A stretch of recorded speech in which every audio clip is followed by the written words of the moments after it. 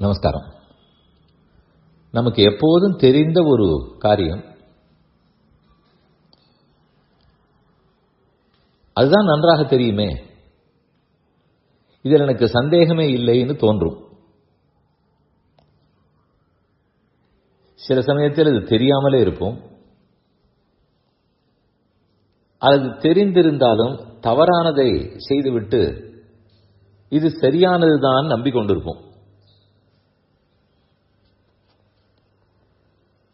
ஒரு எடுத்துக்காட்டு பார்ப்போம். ஆழ்வார்களுடைய பாசுரங்கள், அதில் அநேகமாக கடைசி பாடலில் பலஸ்ருதி இருக்கும். இந்த பாட்டுகளை சொல்லுபவர்களுக்கு என்ன பலன் கிடைக்கும்? சஹஸ்ரநாமம் சொல்லுகிறோம், கடைசியாக அதற்குரிய பலன் சொல்லப்படும். இன்னன்னாருக்கு இன்னது கிடைக்கும்னு சொல்லுவார்கள். வியாதி தொலையும், கடன் தொல்லை தீரும், ஆரோக்கிய கேடுகள் எல்லாம் விலகி ஆரோக்கியமாக இருக்கலாம். இப்படி பல. திருநெடுந்தாண்டகம் என்று திருமங்கையாழ்வார் பாடினது. அதனுடைய கடைசியில் சொல்லும்போது,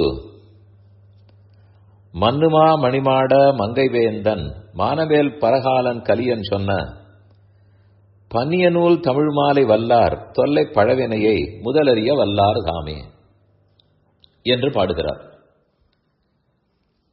பாடின தன்னை பற்றி சொல்லிக் கொடுக்கிறார். கலியன் அவர்தான் திருமங்கையாழ்வார். தன்னுடைய பெருமகளையும் கூறிக்கொள்ளுகிறார். மன்னுமா மணிமாட மங்கை வேந்தன், மங்கை நாடு திருவாலி திருநகரி, அதற்கு வேந்தன் மன்னன். மானவேல் பரகாலன் கலியன், கையில் வேல் பிடித்திருப்பவர் கலியன்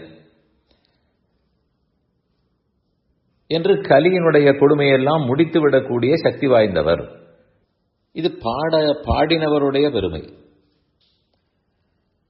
கலியன் சொல்ல பன்னியனூர் தமிழ் மாலை வல்லார். அப்படிப்பட்ட திருமங்கையாழ்வார் பாடின அழகான தமிழ், எளித தமிழ், இனிய தமிழ், அதில் பாடப்பட்ட இந்த 30 பாசுரங்களையும் திருநெடுந்தாண்டகத்தை வல்லார் யாரெல்லாம் அறிந்து கொள்ளுகிறார்களோ, இது பாடப்பட்ட பாடலின் திரள், அந்த பிரபந்தத்தின் ஏற்றம் சொல்லப்பட்டது. இனி பலம் சொல்லுகிறார். தொல்லை பழவினையை முதலறிய வல்லார் தாமே. அனாதி காலமா நம்மோடு ஒட்டி கொண்டிருக்கும் வினைகள், கர்மங்கள், அதனையும் தெரிந்து கொண்டு விலக்கி விடலாம், வெட்டி விடலாம். கவலைப்படாதீர்கள், இந்த 30 பாசுரத்தை சொல்லுங்கோள்னு கொண்டாடுகிறார். அடிக்கடி இந்த பாசுரத்தை சொல்லிக் கொண்டிருக்கிறோம். ஆனால் சந்தேகம் எங்கு வரும் என்றால், இந்த பாட்டை நாம் வாயார சொல்லும் போது எது பிரதானமாக நம் உள்ளத்தில் இருக்க வேண்டும்? திருமங்கையாழ்வார் பெருமையா, பாடப்பட்ட பாட்டுகளின் சீர்மையா, அல்லது நமக்கு கிடைக்க போகும் பலத்தையா? நமக்கு கர்மங்கள் தொலையும், அதுல போக்கஸ், அதையே நினைத்து கொண்டு இந்த பாட்டை சொல்ல வேண்டுமா? கர்மம் தொலைவது இருக்கட்டும், அது எதனால் தொலைகிறது? பாடல்களாலே, பாட்டுகளாலே. அதனால் அந்த பாட்டின் சீர்மை, எளிமை, இனிமை, செம்மை, இதையே நினைத்து கொண்டு உருக வேண்டுமா? பாட்டு தானாக வருமா? ஆழ்வார் பாடினால்தான் வரும். அவர் எவ்வளவு கருணை உள்ளவராக இருந்தால் இப்பேற்பட்ட பாடல்களை நமக்கு கொடுத்திருப்பார். அவருக்கு எவ்வளவு பக்தி இருந்திருக்கிறது. அதனால் தானே பெருமானால் அருளப்பட்டு திருமாலுக்கு கவியாக இருந்து பாடியிருக்கிறார். அப்ப அவருடைய பெருமையைத்தான் நினைக்க வேண்டும். இது எல்லாத்துக்கும் மேல ஒன்று இருக்கிறது. அவர் பாடினது யாரை? பகவானை. அந்த பாட்டுடைய தலைவனின் பெருமையை பேச வேண்டும். பாட்டுகளுக்கு தலைமகனாரோ அவன் பெருமையா, பாடியவரின் பெருமையா, பாடப்பட்ட பாடல் திரட்டின் பெருமையா, அல்லது நமக்கு கிடைக்க போகும் பலத்தின் பெருமையா? எதை நினைக்க வேணும்னு தோணும். அதெல்லாம் முன்னால் நடந்தது. எனக்கு கிடைக்க போகும் பலம், இதைத்தானே முக்கியமாக நினைக்க வேண்டும்னு தோன்றும். கண்டிப்பா நமக்கு கர்மங்கள் எல்லாம் தொலையும், வியாதி தொலையும் என்பதை நினைத்து சந்தோஷப்பட வேண்டியதுதான், அது தேவை. ஆனால் அறிந்து கொள்ள வேண்டியவைகளுள், நினைக்க வேண்டியவைகளுள் அதுதான் பிரதானம்னு நினைக்கக்கூடாது.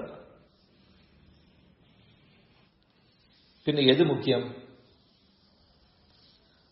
பாடப்பட்ட பெருமானா, ஆழ்வாரா அல்லது பாட்டா? மூன்றுமே முக்கியம்தான். ஆனாலும் எது நமக்கு நெருக்கம் என்று பார்த்தோமானால் ஆழ்வார் தான். அவர்தான் நடுவிலே இருந்து கொண்டு ஒரு பக்கம் பெருமானையும் மறுபக்கம் தன் பாட்டுகளையும் வைத்துக் கொண்டிருக்கிறார். அவருடைய பாட்டை கேட்டு பெருமானும் மயங்குகிறார், நம்மையும் திருத்தி விடுகிறார். இதை செய்தது அவர்தானே. உண்மையில் பாட்டுக்கே முக்கியத்துவம்னு சொல்லிவிடலாம், ஏன்னா அதுதான் நமக்கு நல்லது செய்கிறது. ஆனால் அதை விட முழு அறிவு பெற்றவனான ஆழ்வார், அவர் கொடுக்கவே தானே பாட்டு.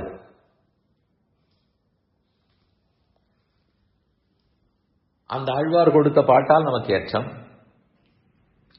சரி, அப்ப ஆழ்வாரே பெருமான் தானே கொடுத்தார்னு சொன்னால், பகவான் தான் எல்லாரையுமே கொடுத்தார், அவர்களெல்லாம் நமக்கு நன்மை ஏற்பட்டதா?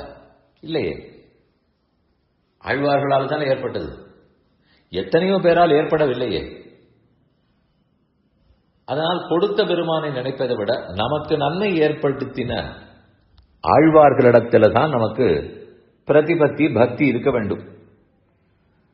அது இருக்குமானால் தன்னடைய நமக்கு பாடலும் கிடைத்துவிடும், பாட்டின் பொருளும் விளங்கும், அந்த பொருளாலே நமக்கு பலனும் கிடைக்கும். அதனால் எதை நினைத்துக் கொண்டு பாட்டை சொல்ல வேண்டும்? ஆழ்வாரை நினைத்துக் கொண்டு சொல்ல வேண்டும்.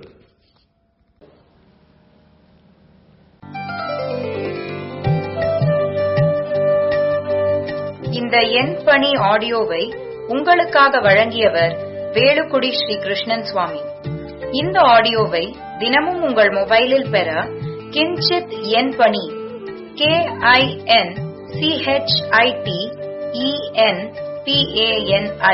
என்ற ஆப்பை கூகுள் பிளே ஸ்டோரிலோ அல்லது ஆப்பிள் ஐ ஸ்டோரிலோ டவுன்லோட் செய்து கொள்ளவும். தினம்தோறும் இது போன்ற உபன்யாசங்களை கேட்டு மகிழவும்.